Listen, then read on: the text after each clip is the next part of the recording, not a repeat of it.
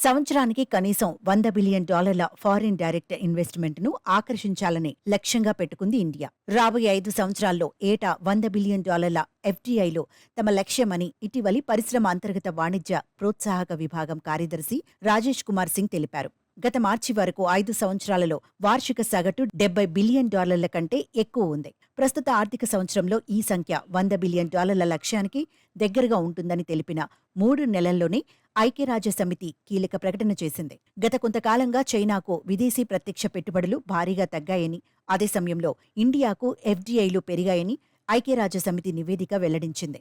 అనేక బహుళజాతి సంస్థల పెట్టుబడులకు ఇప్పుడు భారత్ గమ్యస్థానంగా మారిందని, చైనాతో పోల్చితే భారత్ అధికంగా ఎఫ్డీఐల ద్వారా లబ్ధి పొందుతోందని ఐక్యరాజ్యసమితి ఆర్థిక సామాజిక వ్యవహారాల నిపుణుడు హమీద్ రషీద్ వివరించారు. పాశ్చాత్య దేశాల సంస్థల నుంచి చైనాకు పెట్టుబడుల రాక తగ్గిందని, భారత్కు విదేశీ పెట్టుబడుల ప్రవాహం కొనసాగుతోందని అన్నారు.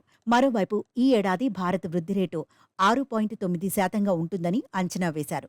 అదే సమయంలో చైనా వృద్ధి రేటు 4.8% నమోదవుతుందని ఐక్యరాజ్యసమితి అభిప్రాయపడ్డారు. భారత్లో ద్రవ్యోల్బణం పరిస్థితులు లేకపోవడం, ఇతర దేశాల తరహాలో ఆర్థిక స్థితి కృత్రిమంగా కనిపించకపోవడం విదేశీ పెట్టుబడుల పెరుగుదలకు ముఖ్య కారణాలు అని హమీద్ రషీద్ పేర్కొన్నారు. ముడి చమురు ధర విషయంతో పాటు దిగుమతుల కోసం రష్యాతో చేసుకున్న ఏర్పాట్లు కూడా భారత్కు ఎంతో దోహదం చేస్తున్నాయని ఐక్యరాజ్యసమితి ప్రతినిధి పేర్కొన్నారు. భారత్తో పాటు బ్రెజిల్లోనూ బలమైన వృద్ధి రేటు చూశామన్నారు.